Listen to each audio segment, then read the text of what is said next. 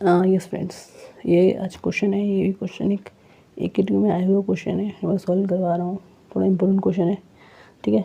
क्या कह रहा है क्वेश्चन कह रहा है double enforcement rectangular beam is 3 mm wide and 5 mm deep to centre of the tension reinforcement. और टेंशन रेनफोर्समेंट के सेंटर तक पड़ रही है डेप्थ हमारी 55 मिनट, तो क्या हो जाएगी, इफेक्टिव डेप्थ हो जाएगी। और बीम की जो क्या है वेट मतलब चौड़ाई, वो 300 mm 300 चौड़ाई हो गई और 500 mm डेप्थ हो गई स्मॉल डी इफेक्टिव, ठीक है। It is reinforce with 4 bar of 18 mm 5। किसमें दे रही है, कंप्रेशन में, मतलब कंप्रेशन में ऊपर वाली साइड 4 बार पड़ रही है 18 mm 5 की मतलब डायमीटर की, एंड 4 बार 20 mm डायमीटर की किसमें पड़ रही है, टेंशन में पड़ रही है। इधर क्या करवा रहा है ये हमें क्वेश्चन में, ठीक है। और साथ में क्या दे रहा है, कवर दे रखा है 40 mm का, है ना। अब ये 40 mm का जो कवर दे रखा है ये टॉप से, ये कंप्रेशन साइड में ऊपर से 40 mm का हमें क्वेश्चन में प्रोवाइड दे रखा है कवर, ठीक है। और क्या दे रखा है, इफ सिग्मा ST 230 और सिग्मा CVC 7 दे रखा है, तो फाइंड MR पता करवा रहा है ये कि MR हमारा कितना होगा, ठीक है। और M की वैल्यू की 13.33 दे रखी है यूज़ करने के लिए। अब देखिए, अब इस क्वेश्चन को सॉल्व करने के लिए हमें पहले पता करना पड़ेगा एल से करना है या WSM से करना है, क्योंकि हम पे दोनों मेथड है मैंने पढ़ रखे हैं।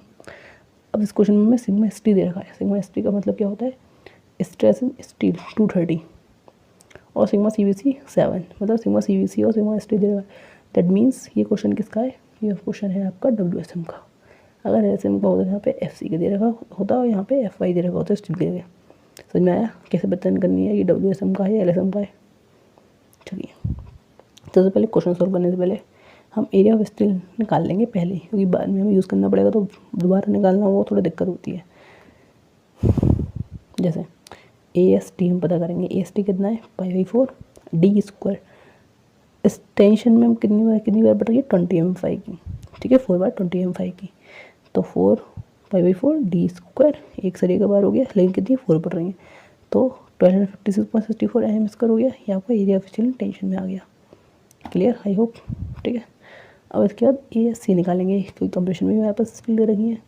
कंप्रेशन में कितनी दे रखी है, 4 बार दे रखी है, π/4 d कितने का, 18 का स्क्वायर का, ठीक है। हमारे पास ASC आ गया निकल के, ठीक है। अब हमारे पास गिवन जो डाटा है वो लिख लेते हैं। सिग्मा ST दे रखा है हमें 230, सिग्मा CVC दे रखा है 7, यहाँ पे MP दे रखा है, यहाँ पे मैंने M² दे रखा है। इसका मतलब सेम होता है, मैंने पहले आपको एक वीडियो में बताया भी है। स्मॉल m की वैल्यू कितनी है, 13.33। क्लियर हो गया। अब इसके बाद हमें क्वेश्चन में दे रखा है, वो दे रखा है B वृत्त चौड़ाई कितनी 300 mm और डेप्थ दे रखी है 500 mm।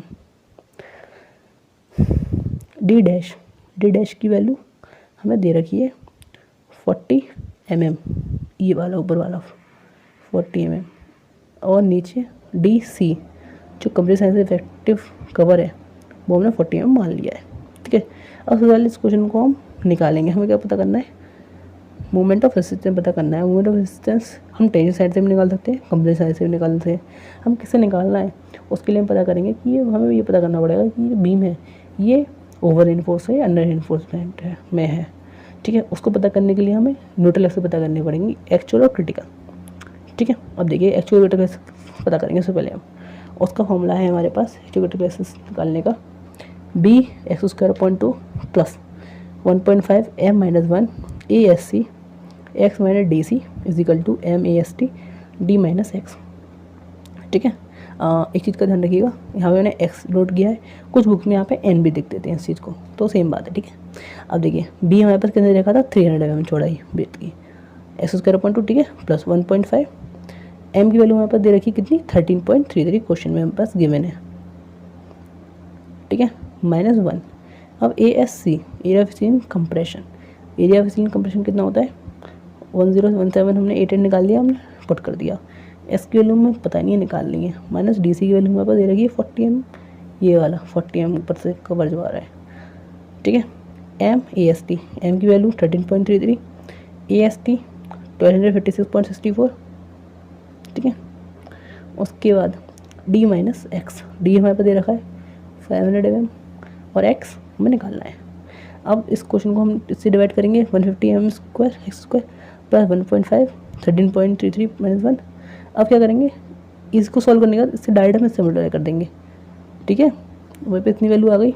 अब x - 40 = इन दोनों को मल्टीप्लाई करेंगे तो हमें वैल्यू कितनी देगी 16751, ठीक है। कोष्टक में 500 - x कर देंगे। यहाँ समझ में आया। अब क्या करना है, इन पूरी इक्वेशन में 150 से डिवाइड कर देंगे। क्यों, हमें इक्वेशन को छोटा बनाना है। छोटा इसलिए बनाना है, जितनी छोटी इक्वेशन होगी उतनी ज़्यादा चांसेस है हमारे क्वेश्चन सही होने के, क्योंकि बड़ी इक्वेशन कर लोगे तो मोस्ट प्रोबेबिलिटी चांसेस आपका आंसर गलत आए, ठीक है। इस बात को ध्यान रखिएगा। अब क्या करना है, x², इसका इसी से डिवाइड करेंगे तो हो जाएगा 128.9 कोष्टक में x - 40 = इससे इस 150 का इसमें डिवाइड करेंगे तो 111.7 500 - x। अब x², इसका अंदर मल्टीप्लाई करेंगे, कितनी वैल्यू आ गई, इसका अंदर मल्टीप्लाई करेंगे, ये वैल्यू बन के आपकी आ जाएगी। क्लियर। अब क्या करेंगे, एक्सेस वालों को एक पास ले लेंगे, वाई वालों को एक पास ले लेंगे।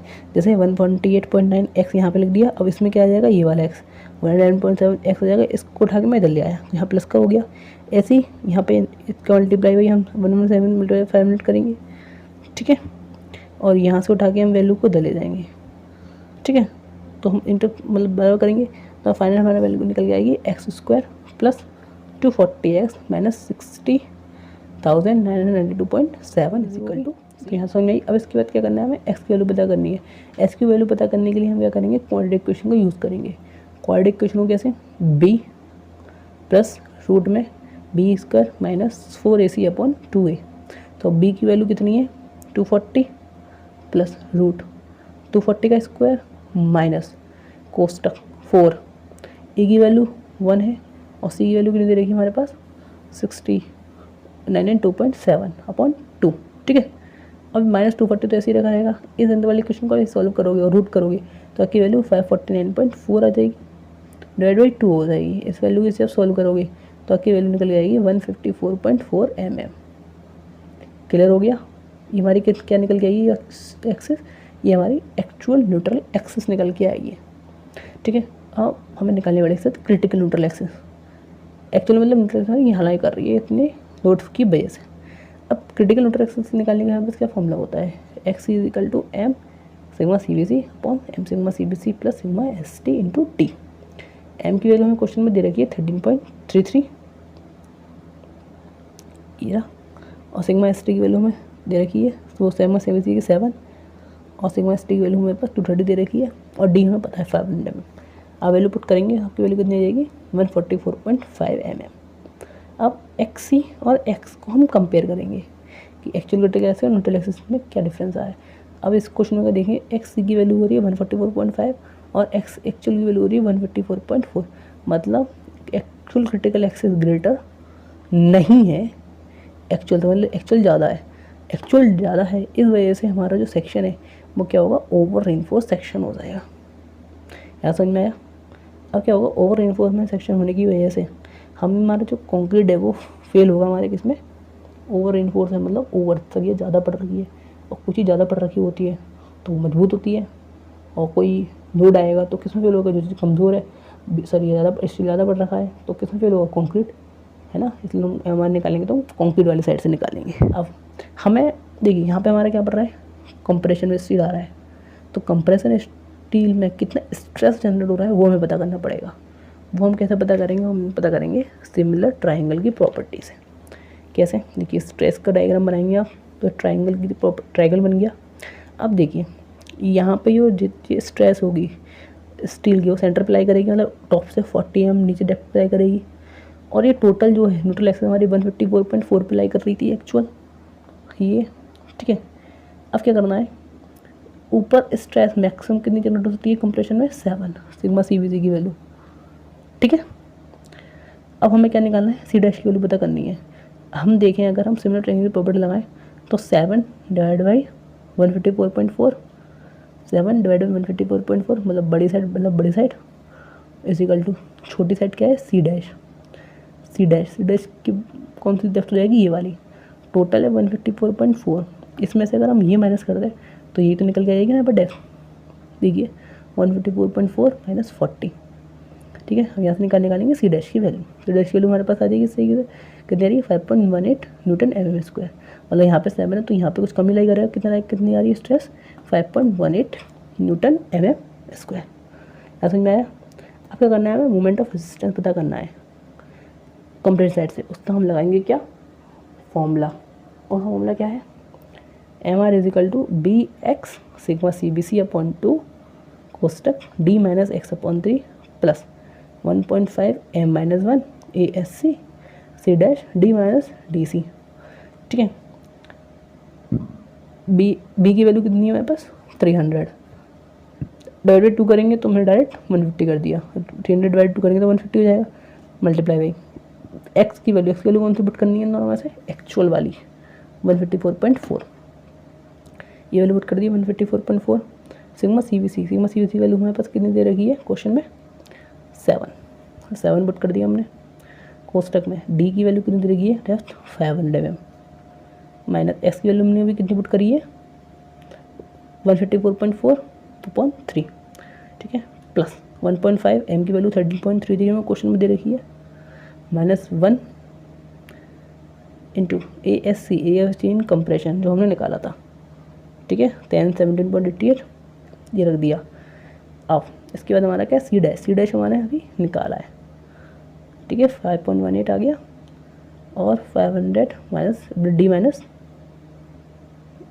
DC 500 माइनस 40 ये वाला, ठीक है। अब इस चीज़ को आप सॉल्व करेंगे और इस चीज़ को सॉल्व करेंगे, ठीक है। इस चीज़ को जो आप यहाँ से लेके आपकी वैल्यू निकल के आएगी 7271622.224। पार्ट को आप सॉल्व करेंगे, इस वाले पार्ट को यहाँ से लेके आपकी वैल्यू इतनी निकल के आ जाएगी। अब इन दोनों वैल्यू को हम प्लस करेंगे तो इतनी बड़ी वैल्यू निकल के आ गई। अब ये वैल्यू निकल के आएगी इतनी बड़ी हो जाएगी आपकी न्यूटन MM में। अब जल्दी आंसर जो हम जो प्रोवाइड करेंगे मतलब क्या करेंगे न्यूटन MM को चेंज कर देते हैं न्यूटन मीटर में। उसके लिए हमें डायरेक्ट 10 की पावर 6 से डिवाइड कर देना होता है। क्यों, यहाँ पर न्यूटन है, न्यूटन को हमें किलोमीटर चेंज करने के लिए 10 की पावर 3 से डिवाइड करेंगे, और यहाँ MM है, MM को हम मीटर में चेंज करेंगे तो यहाँ पे हम 3 की 10 की पावर 3 से डिवाइड कर देंगे। तो टोटल 3 और 3 10 की पावर 6 से डिवाइड कर देते हैं तो डायरेक्ट वैल्यू हमारे पास निकल के जाती है 121.23 किलोमीटर मीटर। आई होप ठीक ये क्वेश्चन आप लोगों को समझ में आया होगा। अगर समझ में आया है प्लीज़ लाइक करिए, हो सके तो शेयर करिए इस वीडियो को, और प्लीज़ अपने वैल्यूबल कमेंट जरूर बताइए और बताइए कि हाँ कहाँ वर्क करना है। Thank you so much for watching this video.